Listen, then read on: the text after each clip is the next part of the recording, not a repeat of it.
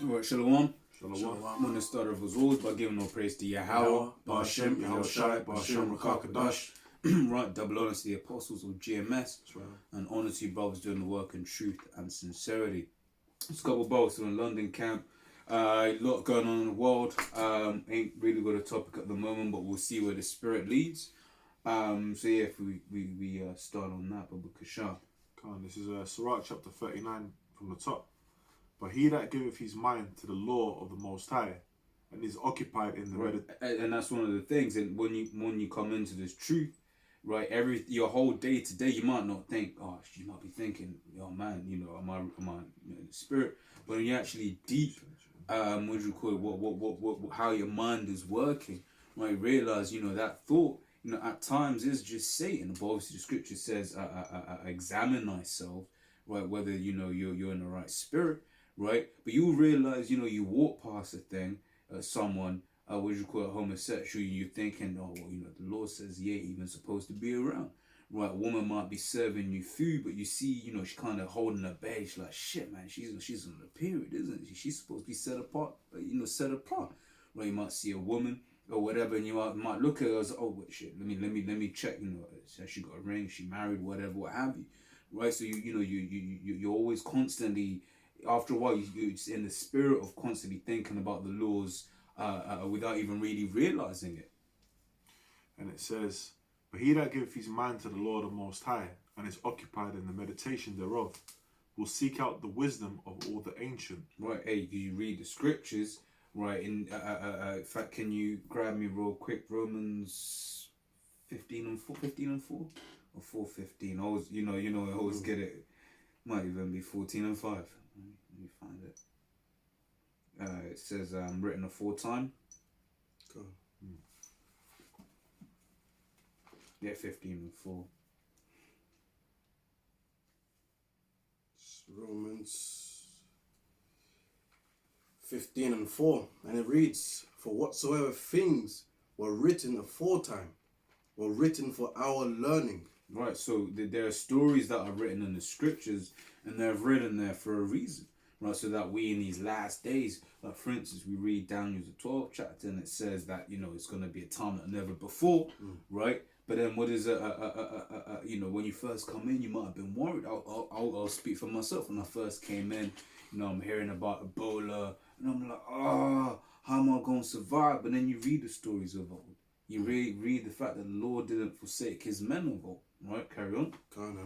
It's like if you read the scriptures in Hebrews 11, it shows you all the prophets and the men of the Lord that had faith. The Lord didn't, he was always there by them. You know what I'm saying?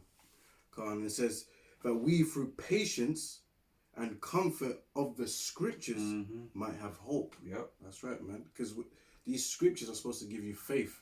I don't think it's the book of James, might be, but it says, faith comes by hearing, and hearing of the word. Because when you hear these words, it boosts you up, man. It gives you that energy, because you start to believe, the Lord did that to those prophets. Hey, the Lord can do that to me too, man, if you have faith. Yep. Yeah? I've got that for you real quick. Romans 10:17. So then faith cometh by hearing, and hearing by the word of the Most High. That's right, man. Hearing, man. Because, there's a positive and there's a negative. The positive is the faith, faith in the scriptures, faith in Yahweh, and there's the negative side where it's doubt. What's the doubt? The doubt is the negative side of faith, where you believe that, hey, maybe you're not going to make it, or maybe you're going to be, you're going to be in harm's way or whatever. But if you have faith in Yahweh, that's what leads to faith. Yeah, you got to believe that the Lord can save you out of it. Yeah, because the Lord doesn't like doubt. When you read Hebrews 11, I believe verse 6, what does it say? It's impossible to please the Most High. If you don't believe, roughly paraphrasing, without belief. And belief is what? Faith. Yeah. I'm going to read that again, Romans 15:4. For whatsoever thing were written aforetime or written for our learning. Things that are written in scriptures, stories, you learn from it. You see the gems. Oh, what was the meaning of that? What was the Most High trying to do? What was the Most High trying to teach? And you learn from it, and you grow, and it boosts your faith. So when you go out in the real world, when you see things, bad situations, it sparks up a memory of the scriptures in your mind, and you start thinking about the Lord, you start thinking about the scriptures. Oh, I need to do this. This is the right way.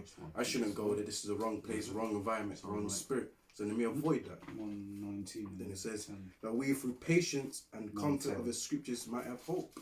No. And when you're in this truth, you gotta have patience, man. Patience goes into the word long suffering. Yeah?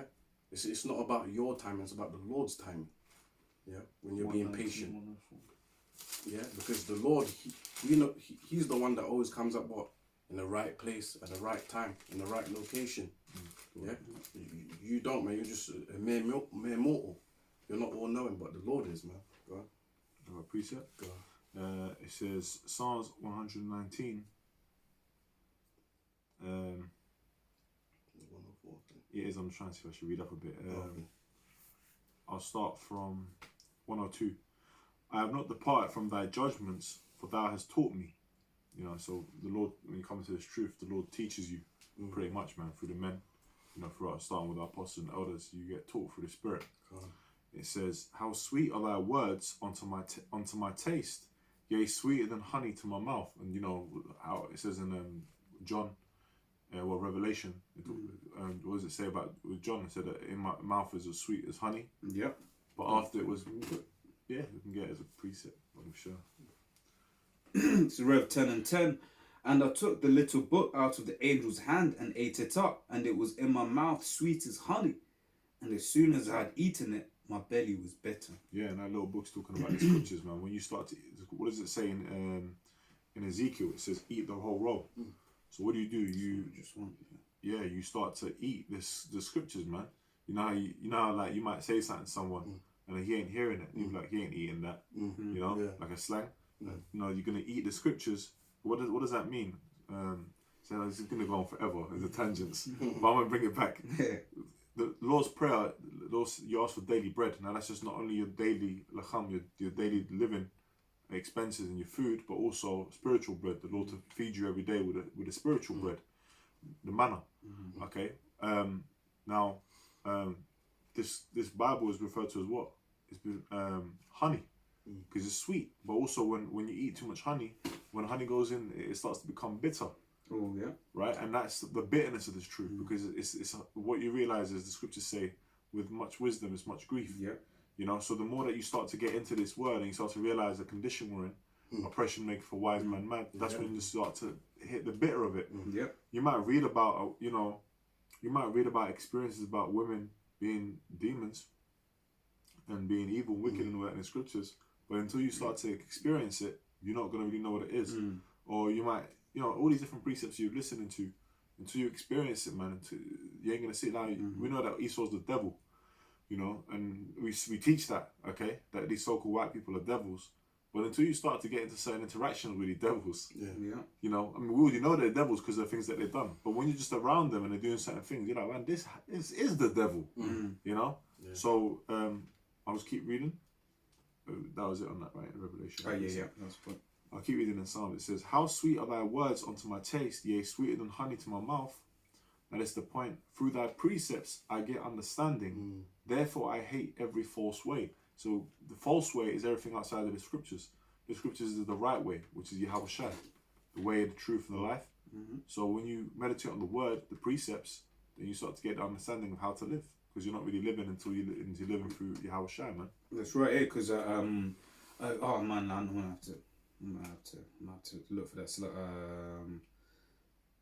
can I get a quick precept? Real quick. Proverbs 8:36. But he that sinneth against me, and what is sin? Sin is transgression of the law, right? When you transgress the law, what scriptures all say in book of Romans, the wages of sin is death, right? So when you're going around sinning and committing iniquity, really that is leading unto your death, right? But I'll carry on. But he that sinneth against me wrongeth his own soul. All they that hate me love death, right? So that's what just to land back of what the brother was saying, right? If you ain't doing what the Lord wants you to do, really, you just love death, man. You ain't, you're basking in that death, because the recompense of your actions is death, right? People that hate the Lord, they're all up into this system, man, right? And the thing is, a guy might go to church, but really he hates the Lord, right? Because he'll want women. Why can't she, be a pastor though? Or they'll be scheming because I grew up in the church, man. There's some of the grimiest niggas, man. You see, right? The daughters are slut. I mean, everyone knows about the pastor's daughter, right? That was like the pickings, right?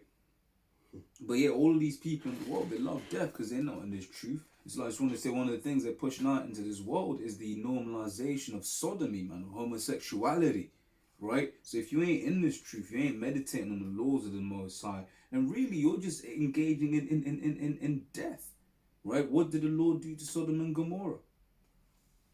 Right? Just like it, brother. No, it's cool. Proverbs 4:7, it says, wisdom is the principal thing, therefore get wisdom, and with all thy getting, get understanding.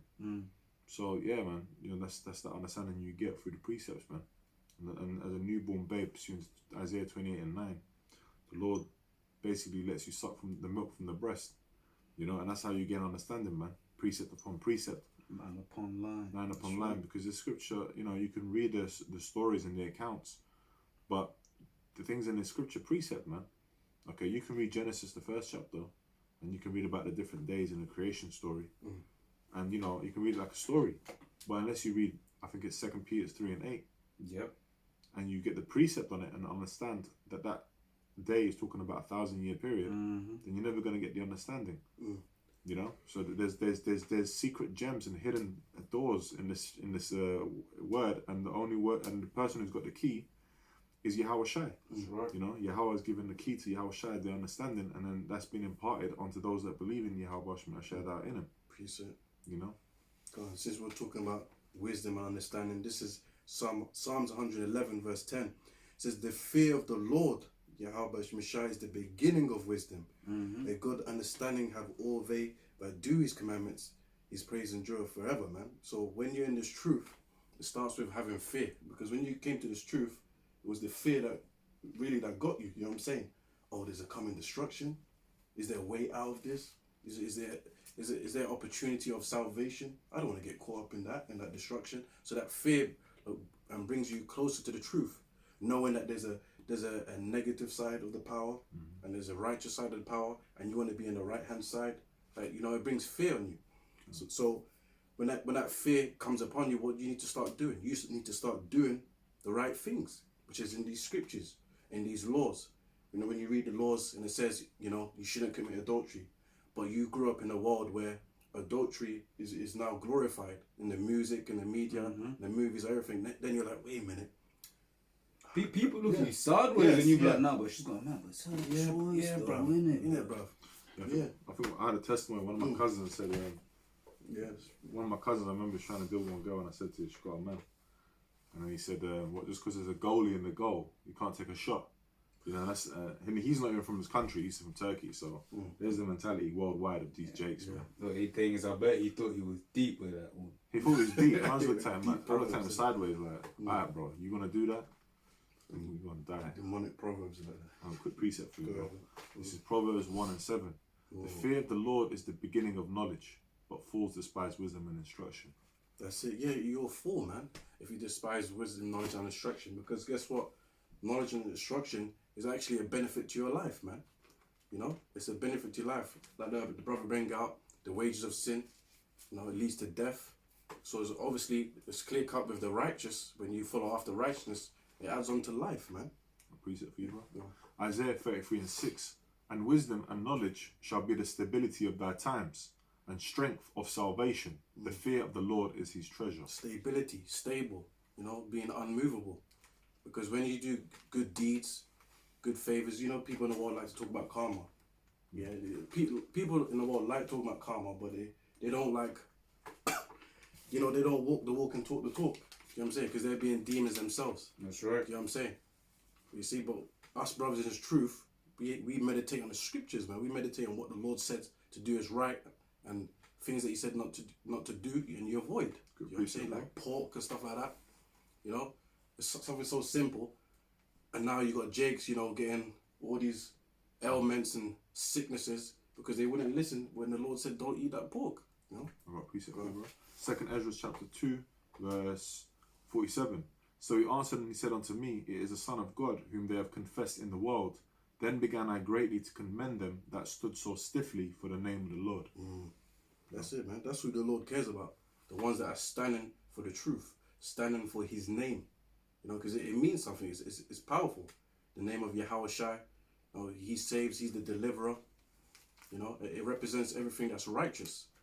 Because the Lord is actually trying to save our people from wickedness, save our people from destruction. And what leads to destruction? That the brother went into sin.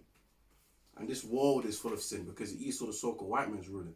So all he does is try to brainwash you or just pump your minds with filth and sin so you can commit it. Yeah? Precept. Go on.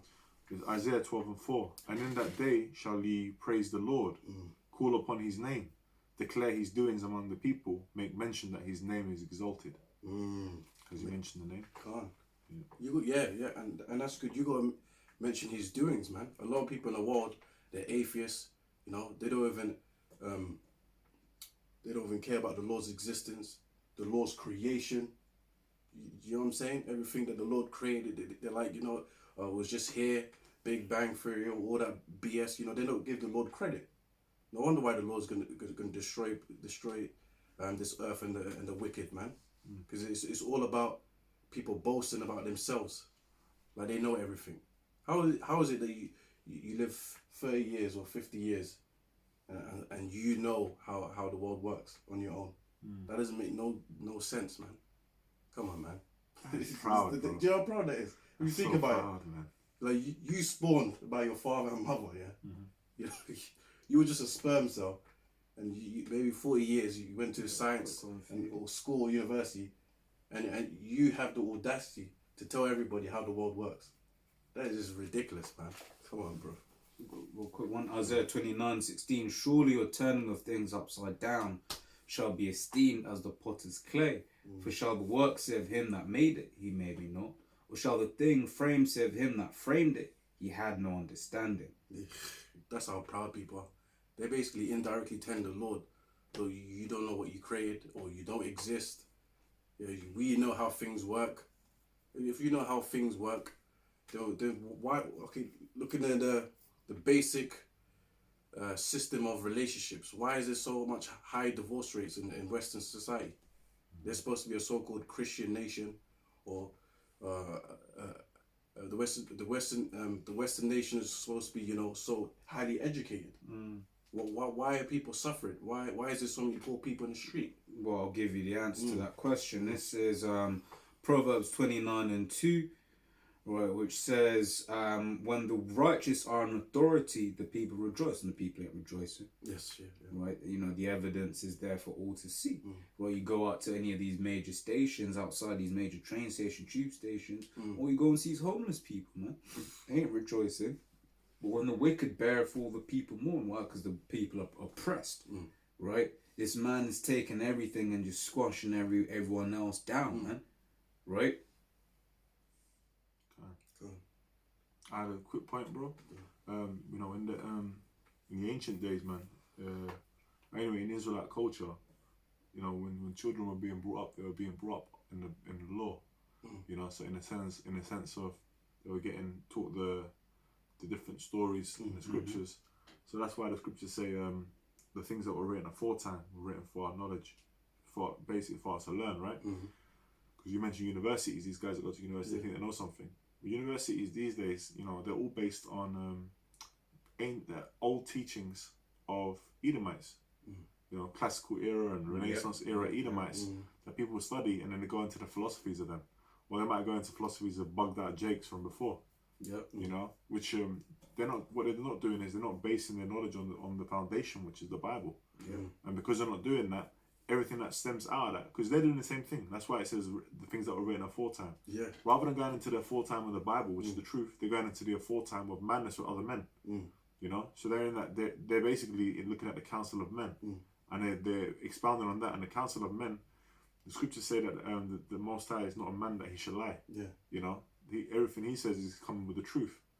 But what these men are coming up with, their lies, man. If it's outside of the scriptures. That's a good point, because people out here are learning from the times of Babylon, the period of Sodom and Gomorrah. You know, that's so highly esteemed because of the LGBT community. So they haven't learned anything from that destruction. When the Lord told them, look, that behavior, that wickedness is not tolerated. But now it's exalted in this society. So they're not really learning from the full time. You know what I'm saying? So that's why everything is backwards and worse than it was before back then. You know what I'm saying? Yep, but there's a reason for that. Yeah. There's a reason for why this wickedness is all upon the earth in the way that it is. Let me see if I can find that real quick. Right, it says Revelation 18:5, for her sins have reached unto heaven, and the Most High hath remembered her iniquities. Right, because who's in rulership at this time? Is read Job 9:24. Says that the wicked, the earth is given into the hand of the wicked, right? And the Lord gives power to the earth to whomever he will. Right now, it's Esau, the so-called white man, and he's let him run up a tap. If you get me, Habakkuk 2:15, Babakasha, is it 2:15? Yeah, 2:15. What neighbor drink? Drunken. Yep. This is Habakkuk 2:15. Woe unto him that giveth his neighbor drink, that putteth thy bottle to him, yep, and makest him drunken also, that thou mayest look at their nakedness. Right, and if you can get me, was Isaiah 6:9, real quick. Drunk but not with wine. I'm actually looking for that. 29:9, Isaiah 29:9, and then don't worry, we still got that one. This is Isaiah chapter 29 verse 9. Stay yourselves and wonder, cry ye out and cry. They are drunken but not with wine, they stagger but not with strong drink. Right, and the reason why I'm getting that one out is that is basically showing you the point that in the scriptures, being drunk isn't always talking about by a reason of alcohol, right? It also means about philosophies. So a lot of these people are drunk on lots of philosophies, right? Which is why we just read there in Habakkuk, a neighbor drink, right? Grab Habakkuk. Well, Habakkuk, yeah, I still got it. You still got it? Yeah. So if you read that again now. Habakkuk 2:15. Woe unto him that giveth his neighbor drink. Yep. That putteth thy bottle to him. Right, and that drink there is talking about philosophies, as we read. When people are talking, when the scriptures talk about drink and being drunken, it's not always talking about from drinking alcohol, right? It's and you gotta use spiritual discernment. In this instance, it's talking about philosophies, right? And makest him drunk also, that thou mayst look. Right, drink makes it so Esau is this wicked guy, right? One of the things he's done on the earth is he's basically said, look, I'm gonna make you all do the things that basically make the people into him. Right, you read that in Sirach, the 10th chapter. So is the 10th from the top. So as the ruler of a city is so are the people. Right, is that it on that? Thou filled with shame and glory. Right. I mean, the main point that I wanted to get there, right, is the fact that he's basically given his neighbor drink, right, and that's one of the things that he has done to transgress, right, because he's basically pushed this homosexual agenda out into the whole world, right, such that it's almost as if let's not go into all of that, but basically he's sinned and he's basically pushed it upon all the people and made all the people go off, and the Lord sees that, right? You read was it Peter's, where it speaks about turning the cities of Sodom into Gomorrah, it made them an example. But then what does Esau do? He went and does and pushes the exact same thing, right? You was looking for a precept? It wasn't a precept I wanted, but I was just going to quote one when the Most High says, I was a little angry. But they forwarded the affliction. It's Ezekiel, I think. Yeah, because we went off and we served our punishment, but Esau's going above and beyond, man, and he's really showing his horns and who he is. He's having his last hurrah. This is Zechariah 1:15, and I am very sore displeased with the heathen that are at ease, for I was but a little displeased, and they helped forward the affliction, And who helped him pull the affliction to the max? Esau, man. At the end of the world right now, at the end of this age. You know, he went all out, man. You know, and he's still going all out in his pride. And that's why he's going to have such a great fall. Because of his pride, man. You know? Yeah. Cool. Let me grab a few. 40. I found it, but it's not the one I need. This is Proverbs 16:18. Pride goeth before destruction, and an haughty spirit before a fall. And who's most proud, man? Esau, the so-called white man, like the brothers were going into. Right, he's basically gone around and he's taken what the Lord has created and he's flipped it upside down. Right, that's what the scripture says in Isaiah 29:16, as we read. Right, and then the Lord has a special punishment for him. Right, and the Lord's going to deal with Esau. This is Obadiah chapter 1, verse 1. The vision of Obadiah, thus saith the Lord power concerning Edom. We have heard a rumour from the Lord, and an ambassador is sent among the heathen. Arise ye and let us rise up against in a battle. So this is talking about Edom, the so-called white man. Jump down to verse 3. The pride of thine heart hath deceived thee, thou that dwellest in the clefts of the rock, whose habitation is high, that's safe in his heart, who shall bring me down to the ground? And he does that to this day. That's why the guy has got, what's Esau known for, man? Skyscrapers. Okay, you go back to what? You go to the Caucasus Mountains, what do you see? Mountains, high-rises and caves. You go to Petra, what do you see? You see caves and mountains, mountainous regions, man. That's what you see. So every time you look at this man's history, he's always been up there in the higher places looking down, man.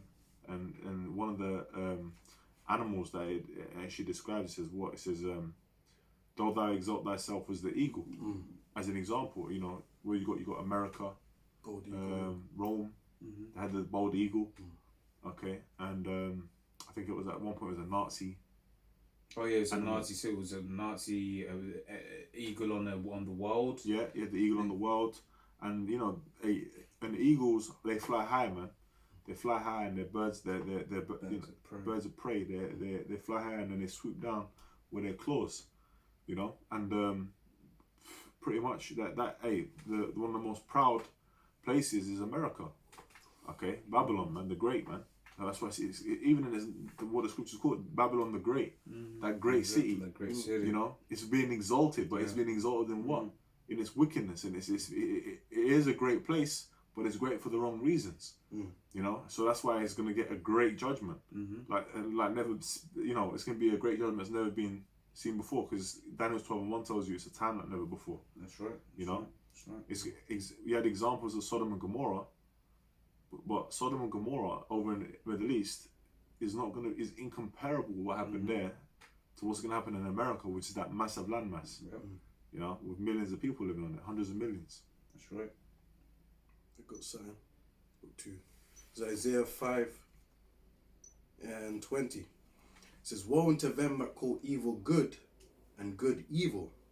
I put darkness for light and light for darkness.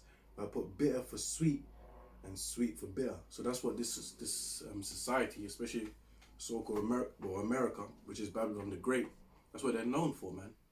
Everything that is supposed to be good according to the scriptures, according to the Most High, is known as bad, man.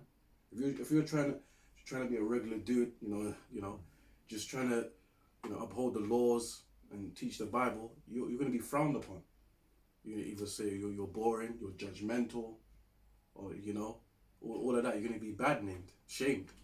But if you're all wicked, I don't know if you put rainbows in your hair, you know, doing all this gangster rap about talking about killing your own people and shit like that, you're glorified, man. People, you got Edomites want to pay you money, man. You know what I'm saying? Everything's totally backwards, man. Everything that is supposed to be good, righteous, you know, teaching the people about, you know, you got to eat these certain foods, this is more healthy, it's give you good long lasting life. But stuff like that are kept away from society because you got these major corporations that a so-called white man has. You know, he doesn't want certain things to be revealed to the public because if certain things are revealed to the public that are good for people to benefit from, like foods, certain medicines and plants, he would lose money. Do you know what I'm saying? So everything about Esau is about making money, no matter how wicked it is. Yeah, the scripture says, for the love of money is the root of all evil. Right? You can say money isn't evil. Inherently, money isn't evil. Scripture says money is a defense. Right? Scripture speak of what? Joseph Joseph Arimathea, if I'm saying that right, says he was okay financially, right? So money in itself isn't evil, but it's the love of money. But what's the problem with Esau? He cannot be satisfied, right? Esau never has enough, right? Scripture says he is as death, right, and cannot be satisfied in Habakkuk the 2nd chapter. That's right. Right? And you can see like examples, like let's say cigarettes. You know, he's making a lot of money from cigarettes, and it's the same hypocrite on TV in the adverts is telling you, you know, you should stop having cigarettes because of, you know, give you lung cancer and shit like that. So, in your logical mind, you'll think, why don't you just stop cigarettes altogether? Yeah, why don't you just ban them? But why? Because it's the love of money. Them big corporations will sue. Like, for instance, the big thing at the moment is the whole vape thing. But what have you had? You've had, these. It's all now coming out that these vapes, which it was obvious already, yeah. But you had all of these vapes being found as being unsafe for consumption, right? And personally, I think that was just a big thing from the tobacco industry, right? You know, but once again, it's like why wasn't this banned from the beginning? Why? Because this man's his death, and he isn't about life. Yeah, and he milks things, man. Yeah. He milks things, and he's the ultimate dust under the carpet kind of guy, sweep it under the carpet kind of guy. You know, he's that's what he does. Now, there was a time when he was promoting cigarettes like it was the in thing, like it was okay. Doctors were promoting it in the 50s, man, and before around that time. But you know, now on the packets you got to say it's gonna kill you, and this, everyone knows. Everyone knows that cigarettes equals cancer. And that took what? Years, man.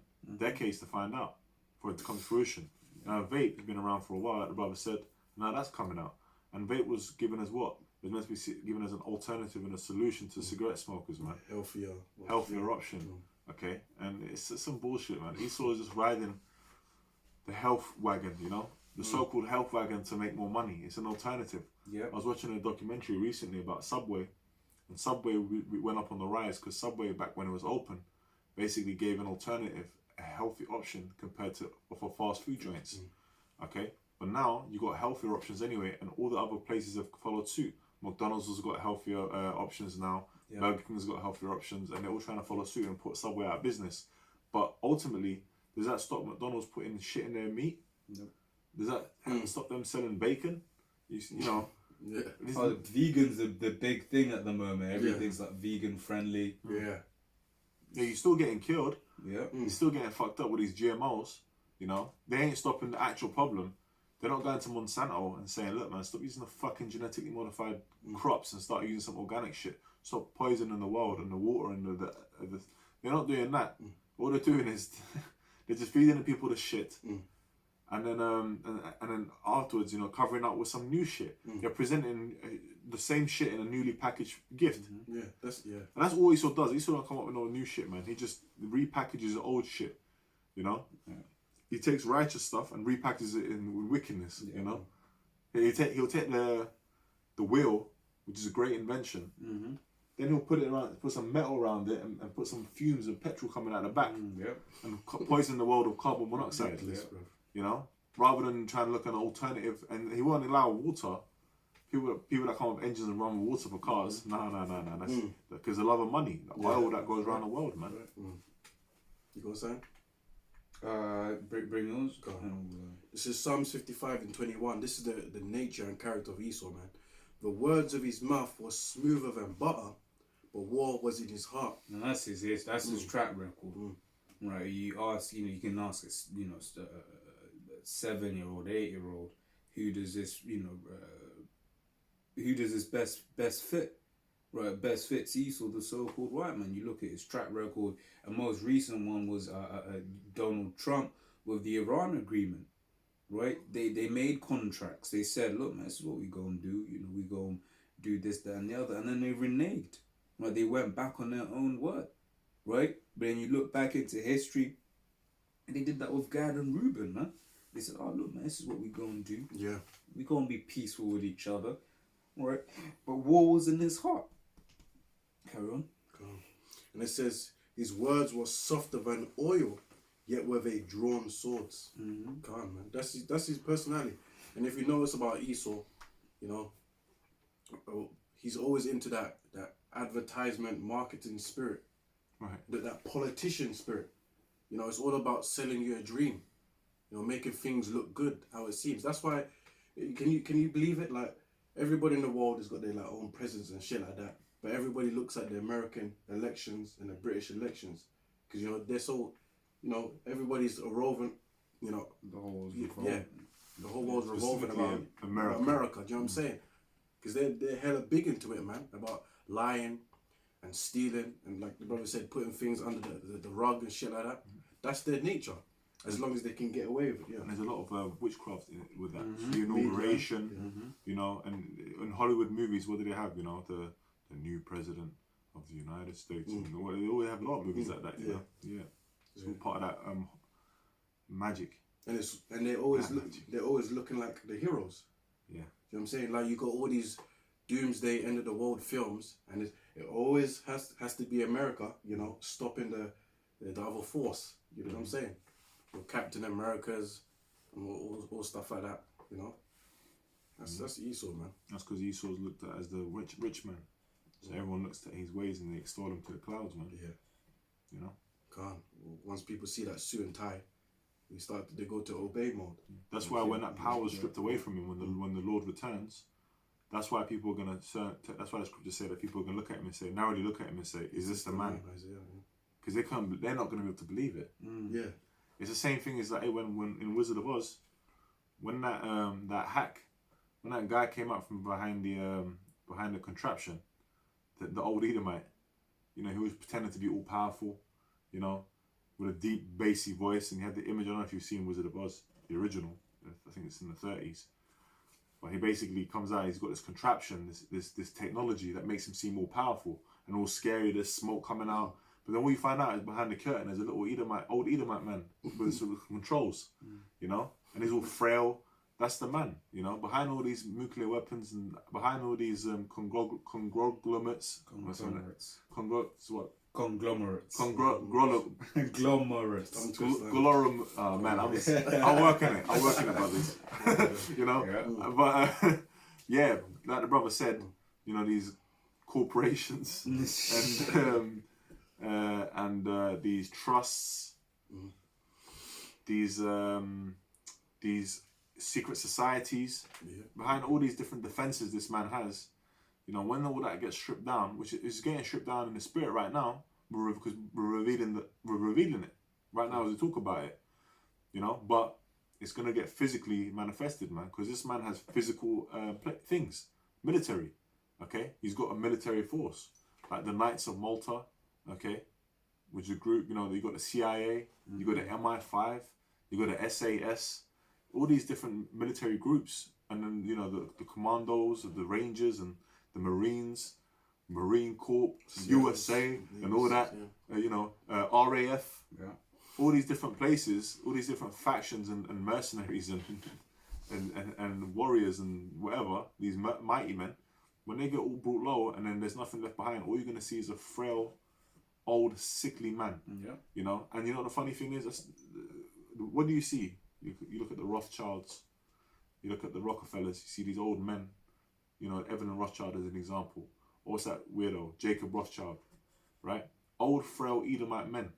Well, the scriptures say that, hey, if they're living in when the judgment comes, it says that their king shall be in the fetters of iron.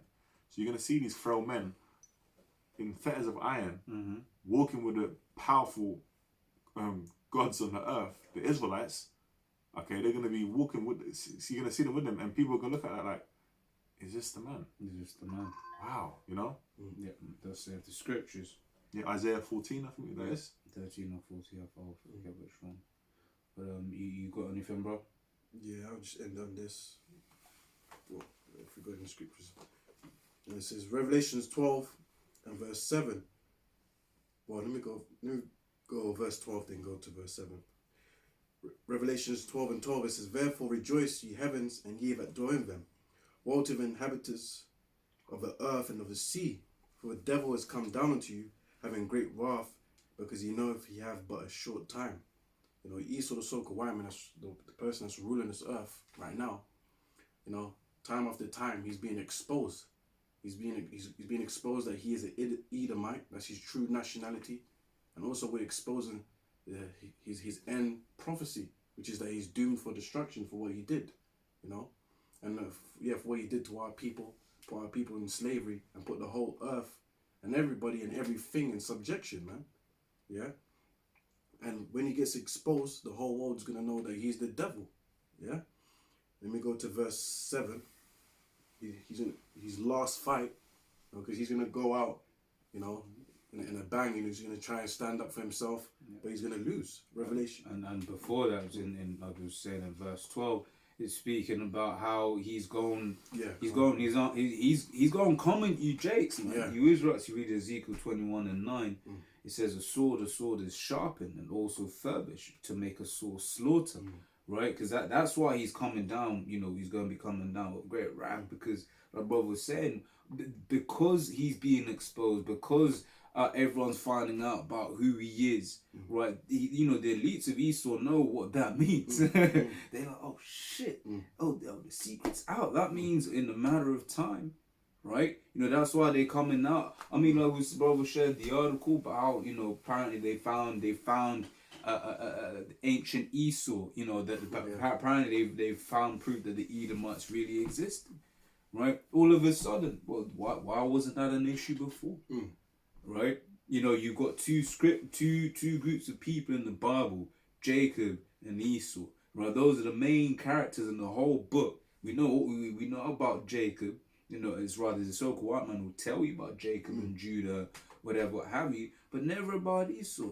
But now the apostles have been out there for year upon year upon years. Right now, this truth is spreading throughout the whole world. All of a sudden, Esau wants to speak about Esau. You got to question that, man. Too convenient. Now, there's always going to be deceiving behind what he's doing. Revelations 12:7, and and back what you're saying with Revelations 12:12, he's going to send out his troops, man. You know, his CIAs and all of that, tanks, and push hard with his martial law on Jake, man. Because, you know, when you get exposed, what happens? You turn emotional, innit? And when you're emotional, you usually resort to violence. So that's Esau. He's going to show his emotional side. And that's why I say he's going to come with great wrath. Yeah. Time is pressure. Yeah. If you know you've got an hour to get somewhere and it's a 20-minute journey, then you're gonna take your time. But if it's a 20-minute journey and you know that you got 21 minutes, you're gonna rush. You're gonna be under pressure. You're gonna be sweating. You're gonna be running in places. You know, you're gonna be frustrated at shit that you don't normally be frustrated at. You know, the train might come 2 minutes later than it usually does. Now you're gonna get it's the fucking train. You know, you know that city shit. You know, but but in Revelation, it says knowing he had but a short time, he's gonna come down hard on us. So that's gonna make him get desperate. He's gonna start seeing things happen and shit, you know, and come against the Israelites, man, because that's his MO from the start, to come against the righteous. Read Revelation 12:7, and there was war in heaven. Michael and his angels fought against the dragon, and the dragon fought and his angels. You know, and that's his armies, man, his military, and prevailed not. So he lost, man. Yeah. So not like in these movies, in Independence Day, yeah, in the 4th of July, he's firing off aliens and he's winning. No, this story is real different. And this is going to be a reality. Yeah. And prevailed not. Neither was their place found any more in heaven. And the great dragon was cast out, the old serpent called the devil and Satan, which deceived the whole world.